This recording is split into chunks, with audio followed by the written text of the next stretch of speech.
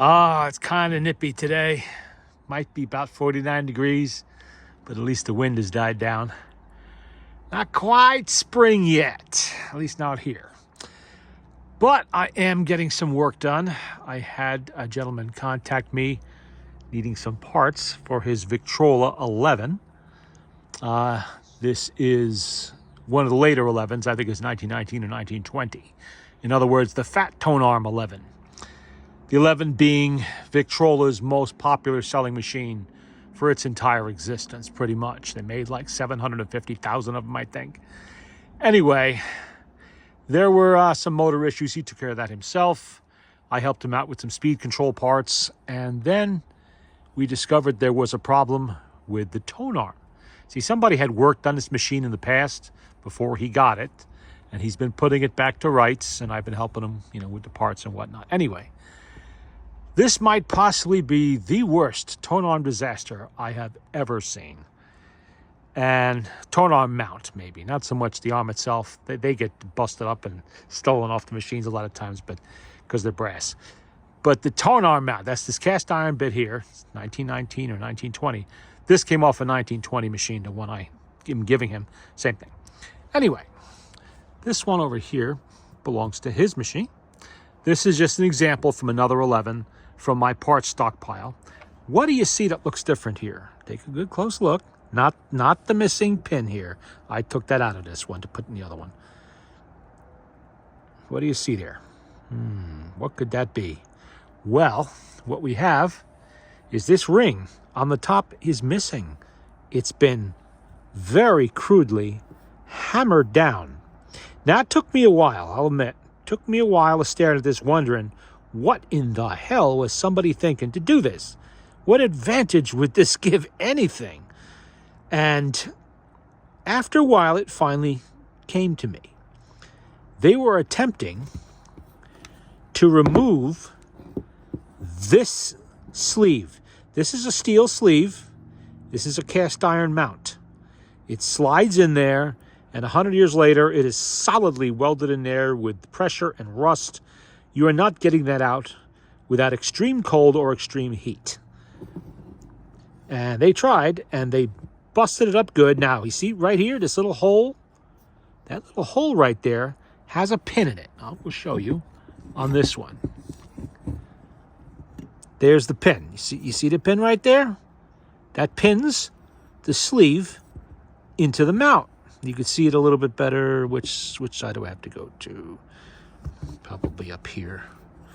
Yeah, that's the pin down there.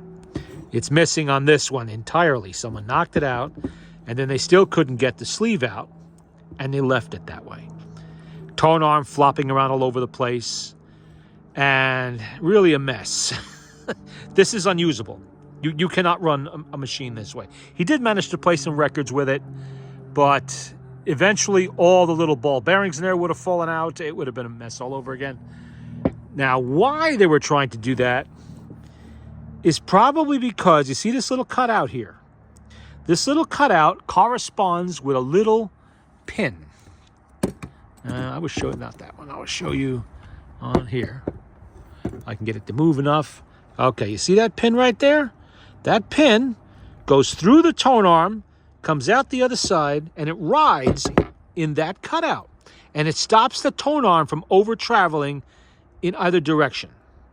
What happens over time is sometimes they get a little worn here, and they start to open up wider and wider. This, it's only thin steel. And then the tone arm starts to hit the mount. So I'm guessing they must have had that difficulty there and thought they could get the sleeve out and replace it with something else. Where they thought they were getting a sleeve, I don't know. Because anybody that's going to sell a mount is going to sell it with the sleeve, just like this. You buy it on eBay, this is what you're getting. I can't think of any other reason, any other explanation as why they would have done that. And what this also is, this little, you see how this ridge here?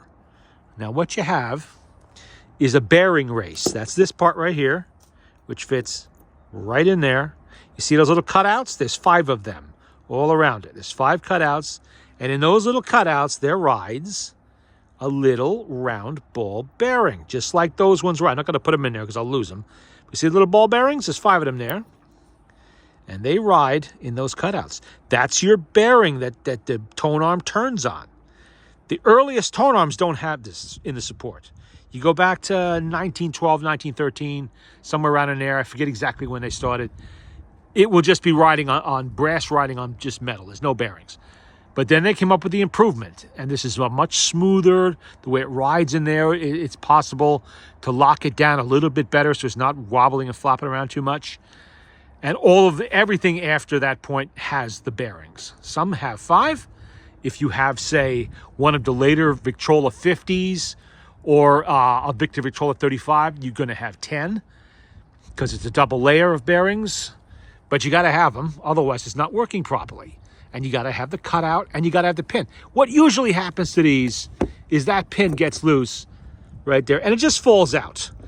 When that happens and you don't have a supply of tone arms like I do, I take a tiny screw, about the same size as the pin, and run it in there. Does the job just fine, as long as the head doesn't stick out too proud. As long as the head's not hitting the tone arm mount itself when it goes around, it's fine. All it has to do is stop the tone arm from over-traveling. You cannot see it when it's in the machine, unless you go behind it and look for it or something. This is, by the way, the customer's tone arm with the tone arm mount I'm going to be giving them. And all the bearings are back in there. This has, everything is proper the way it should. Everything's good. The other problem I found with it, I don't know why this either, this pin right here is not just the rest for the reproducer. This pin is what actuates the auto stop. Now, where is the one that was on there? That's this one. Whoops, I almost lost the screw. I don't want to do that. Okay. Now, you see a difference in them? Something's missing. Instead of just removing the pin or the entire rest or leaving it alone, because the tone arm was sitting lower without its bearings and the ball bearings and the race and all that, this was probably striking the motor board. And there's probably a little mark on there where this was digging into the wood a little bit. So they shortened it. They hammered it down. Whoops. They hammered the brass pin down, and they took off the ability for it to adjust. That's this part. This has to be adjustable. You adjust this so it's not too low and hitting the wood. You can raise and lower this a little bit. This one's locked in place. It's good. It's fine the way it is right now. Showing that they really didn't really have a clue what they were doing. So that's been replaced. It's already a good thing that I picked up that big load of tone arms. When did I get that? Last season's flea markets, I think that was. And that's on top of an entire tote full of them I got at one of the Wayne, New Jersey phonograph shows before COVID. Huge tote, just full of tone arms. So I always have spare parts. This is one of them. I was going to give them this, but it's so dirty I wasn't going to bother. And I found the mount on something else, so that was good. The mount looked a little cleaner than that one. And fortunately, the Victrola 11 is an easy machine to find parts for because there are so many of them around. And there's no problem at all picking up parts for this on eBay, from the parts sellers, finding them at flea markets, and trade shows and that kind of thing. They're all over the place. It's like the Victrola 9 or the Victrola 6. I also rebuilt the reproducer, which was a Victrola number 2 reproducer. I rebuilt that for him, and I'm going to test that. I don't know if I'll do it today. It's kind of nippy, but I might. It just needs to be tested at this point. Everything's back together. And there you go. There's the pin. There's the screw. And you want this so that this arm, when it sets in there, this arm is not flopping around. And the way you get it not to flop around, assuming nobody's messed with the 5-ball bearings and the bearing race, is to loosen this screw right there. Push this down and hold it by hand so that it's tight in there, only hand tight. Don't go clamping it or slamming it with hammers in like that. Put a little oil on there and you make sure you can move it up and down. You hold it down, and while you're doing that, you just snug the screw back up again. Don't get like Hercules on this and snap it in there. Don't want to do that. Otherwise, you're going to be searching for a tone arm support. But, you snug it good so it's not going to come out, and then you're adjusted. You're fine. This is not flopping up and down. It is moving nice and easy back and forth. I like to put grease in here because it creates a nice airtight seal. Basically, it's one less air leak in the system, and it works very well, lasts a long time. You can oil it too. If you don't want to take your tone arm apart to put grease in it, because that's the only way you're getting grease in there, is if you take the tone arm apart to put it in there. You can see some of the red grease that's there. Any grease will do. You can use oil. Try to keep it to a thicker type of oil, though. Like car motor oil. Fine, that's perfect for this. Slick 50 if you want, or whatever. As long as it's thick. Thicker the better, because you're sealing up an air leak. See how nice that is? And it's not wobbling and flopping around. That's an important part of servicing the Victrola. 100 years, 120, 130 years on, you're going to have stuff like this loosening up. And also, this is a good place to use oil or grease also. You want this lubricated in here. Comes out with a screw. Sometimes that screw gets stuck. It is brass. It will get stuck sometimes with corrosion. You heat this with a heat gun or a hair dryer, not a propane torch or anything with flame, because that is nickel plating. You will damage it. You will discolor it. You will ruin it, and don't do that. And you might even get the joint there to come apart. So you heat it a little bit. Don't get too carried away. We're not talking red hot here. Just heat it a little bit, and then you try it with a screwdriver. If it's still stuck, heat it a little bit more. Try it again if it's still stuck, so on and so forth. If you have to, put some penetrating oil. When it's hot, let it sit there.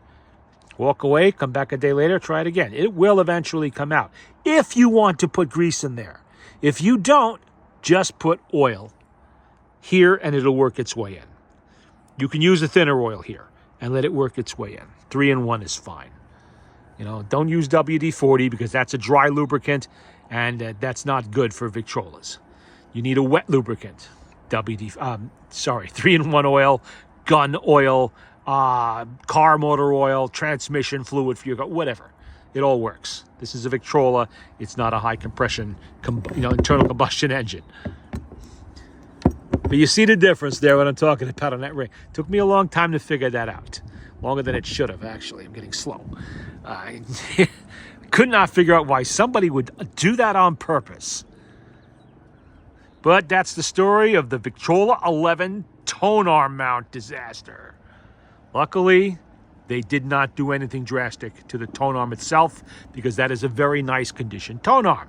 Has nice original plating on it. Everything's like it's got the detent pin. It's good. So I would hate to see that ruined.